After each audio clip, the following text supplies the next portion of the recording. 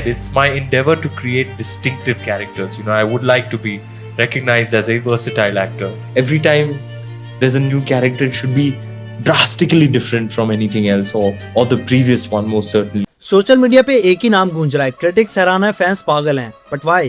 Because Dhurandhar the revenge में रणवीर सिंह ने acting नहीं की, उन्होंने सर्जिकल स्ट्राइक की है। हौसला, ईंधन, बदला। Ladies and gentlemen, you are still not ready for this. बदला। लेकिन क्या हमें सच में इतना हैरान होना चाहिए?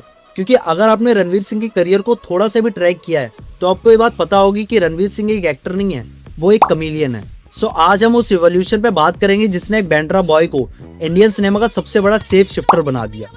So let's decode the anatomy of Ranveer Singh. Actor and chameleon Ranveer Singh. सुना है बहुत खूबसूरत है। प्रॉमिस मैं कभी फ्रेंडशिप के आगे नहीं बढ़ूंगा। मेरी मर्दानगी के बारे में आप गांव की किसी भी लड़की से पूछ सकते हो मैक्जी भाई, रिपोर्ट अच्छी मिलेगी। कोई दूसरा मेरे को बताएगा मैं कौन है। What as we here for? And इस सब की शुरुआत हुई साल 2010 की बैंड बाजा बारात मूवी में, जिसमें उनके अपोजिट अनुष्का शर्मा भी थी। एंड लोगों ने जब उनकी परफॉर्मेंस देखी तो सबने एक ही बात कही कि ये तो वही दिल्ली का टिपिकल लौंडा है जो अपनी स्टोरी को पोर्ट्रे कर रहा है। बल्कि ऐसा कुछ भी नहीं था, क्योंकि उन्होंने उस कैरेक्टर को इतना ज्यादा ऑथेंटिक एंड नेचुरली प्ले किया था कि सबको ये लग रहा था कि वो दिल्ली से ही बिलोंग करते हैं। मेरे पास कोई बिजनेस का आइडिया नहीं यार। मालूम है यार अगर मैंने यहाँ रह के कुछ काम धंधा नहीं किया ना तो बाबूजी पकड़े वापस गांव ले जाएंगे और सारी लाइफ गन्ने कटवाएंगे। गन्नों से बचा ले प्लीज। लेकिन सबसे बड़ा शॉक मिला साल 2013 में विद लुटेरा, क्योंकि यहाँ उन्होंने एक्टिंग के सबसे बड़े मिथ को तोड़ा। उन्होंने साबित किया कि उनकी खामोशी उनके चिल्लम चिल्ली से ज्यादा लाउड है। क्योंकि बिट्टू शर्मा की हाइपर एनर्जी से लेके वरुण श्रीवास्तव तक की स्टिलनेस, ये पहला साइन था कि we are dealing with generational talent. मेरे सर पे मंडराते मत रहो मेरी अंतरात्मा बन के। खाना खाओ। क्योंकि इस सीन में वो अपनी लाइफ के सबसे कंफ्यूज्ड, फ्रस्ट्रेटेड और एंगर वाले फेज में है, बट फिर भी बिना ज्यादा ओवर रिएक्ट किए, एग्जैजरेट किए, उन्होंने वो सारी फीलिंग को पोर्ट्रे कर दिया। एंड एक सीन में उन्हें एक्सट्रीम लेवल के दर्द को शो करना था, जिसके लिए उन्होंने एक पिन को अपने पेट पर क्लिप कर लिया था। एंड ज्यादा देर तक उसे क्लिप करने की वजह से उनको इतनी तेज पेन होने लगा था कि मेकर्स को उन्हें मूवी सेट से डायरेक्ट हॉस्पिटल ले जाने के लिए चॉपर का यूज करना पड़ा। So let me kind of recreate or generate it. तो वो होता है ना, वो काले वाले जो पेपर क्लिप होता है ना, जो बड़े मतलब 100 लगा देते हैं, जैसे यहाँ पे मैं लगा दूंगा। तो उसने लगाया और ऊपर नीचे जा रहा है पहाड़ पे to get himself into that moment because he has been shot, he has to come in sweating.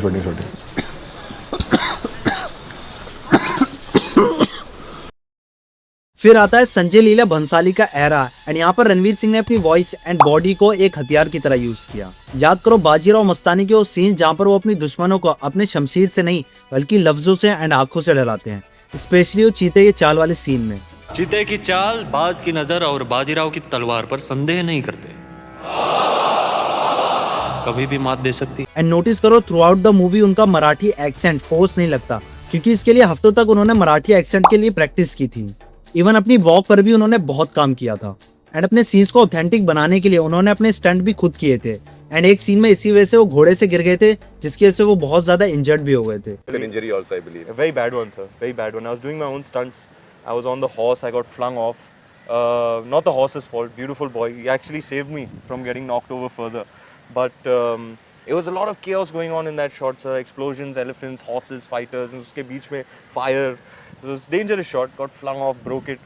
लेकिन साल 2018 में उन्होंने इंडियन हीरो की डेफिनेशन ही चेंज कर दी, because Khilji was a gamble that could have destroyed his career.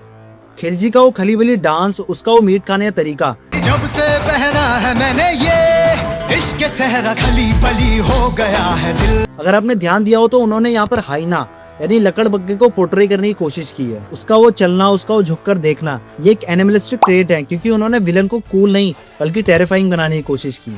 And ये एक बहुत मुश्किल बैलेंस होता है एक एक्टर के लिए। एंड इसकी प्रिपरेशन के लिए भी उन्होंने अपने आप को 21 दिन के लिए गुड़गांव के एक फ्लैट में बंद कर लिया था, जिस वक्त वो किसी फोन का यूज नहीं करते थे एंड किसी से मिलते भी नहीं थे। बस खिलजी से रिलेटेड बुक्स पढ़ते थे एंड डार्क म्यूजिक सुनते थे, ताकि वो डार्क फेज में जा सके एंड वो अग्रेशन उनके अंदर नेचुरली आ सके। I picked up an apartment and I locked myself in that apartment for the longest amount of time, and I was only engaging with these very dark and disturbing themes, listening to music that's just, I was listening to like soundtracks of like horror films, you know. And इसकी वजह से उनके अंदर बहुत ज्यादा anger issues भी होने लगे थे, जिसका एक छोटा सा example movie makers and crew को सेट पर देखने को भी मिला था। एंड उस डार्क फेज से निकलने के लिए उन्होंने साइकियाट्रिस्ट का कंसल्टेंट भी लिया था। हिस्टोरिकल मूवीज से डायरेक्ट धारावी की तंग गलियों में गली बॉय में उन्होंने लेस इज मोर के फॉर्मूले को यूज किया है। याद करो कार वाला सीन जहाँ पर मुराद ड्राइवर की सीट पर बैठा है एंड उसकी फ्रेंड पीछे रो रही है, लेकिन मुराद मुड़कर उसे कंसोल नहीं कर सकता बिकॉज ऑफ क्लास डिफरेंस। तुमसे हमदर्दी भी नहीं कर सकता मैं, मेरे बस की बात नहीं है। मैं ये बहते आंसू पोंछूं, इतनी मेरी औकात नहीं है। एंड उनके चेहरे पे वो हेल्पलेसनेस दिख रही थी बिना एक शब्द बोले। एंड उन्होंने एक इनविजिबल वॉल क्रिएट कर दी थी जो एक गरीब और अमीर के बीच होती है। I mean it was intellectual acting at its peak. And इस मूवी के लिए भी उन्होंने अपना 12 kg वेट कम किया था ताकि स्लम में रहने का एक स्ट्रगल उनकी बॉडी पर दिखाई दे सके। एंड उन्होंने धारावी के कई लोकल रैपर्स जैसे डिवाइन एंड नेजी के साथ वक्त बिताना शुरू कर दिया था ताकि वो उनके बम्बैया स्लैंग को सीख सके। एंड मूवी में उन्होंने अपना एक भी रैप डब नहीं करवाया बल्कि खुद गाया एंड खुद सीखा था। देखो तो इधर मेरे गली में है घर छोटे छोटे देखो चिल में है जगह बेशुमार देखो पार। वहीं दूसरी तरफ कपिल देव इन मूवी 83, यहाँ पर चैलेंज एक्टिंग नहीं था बल्कि एसेंस एंड मिमिक्री का था। एंड अगर आप रियल फुटेजेस को मूवी से कंपेयर करोगे तो आपको पता चलेगा रणवीर सिंह ने कपिल पाजी का बॉलिंग एक्शन एंड सिर्फ स्माइली कॉपी नहीं की बल्कि उन्हें एब्जॉर्व किया है, जिसके लिए वो 10 दिन तक कपिल देव के साथ उनके दिल्ली वाले घर में रहते जहाँ वो ऑब्जर्व करते थे कि वो कैसे खाते हैं, कैसे चलते हैं, कैसे बात करते हैं। एंड वो घंटों तक उस टाइम की वर्ल्ड कप की फुटेजेस भी देखा करते थे। एंड ऑलमोस्ट 4 घंटे वो रोज क्रिकेट की प्रैक्टिस भी करते थे। I'd be playing cricket for 4 hours in the morning, a couple of hours of physical conditioning in the evening, and the rest of the space was all character development. I lived with him for 2 weeks in his house to kind of pick up his mannerisms and develop the character. He trained me in cricket, the nuances of his batting style and his bowling action. And finally Dhurandhar the revenge, इसका breakdown नहीं करेंगे क्योंकि movie का हर frame एक acting master class है। यहाँ रणवीर ने अपने पुराने सारे शेड्स का एसेंस डाला है, फिर चाहे वो मुराद की वनरेबिलिटी हो, खिलजी का गुस्सा हो या बाजीराव का ठहराव। So the question isn't what can Ranveer do? The real question, there is anything that he can't do. And finally मैं यही कहूँगा, Ranveer Singh is the most versatile actor India has ever produced. बाकी आपका इसमें क्या कहना है कमेंट में जरूर बताना। एंड वीडियो अच्छी लगी तो वीडियो को लाइक एंड चैनल को सब्सक्राइब कर दो।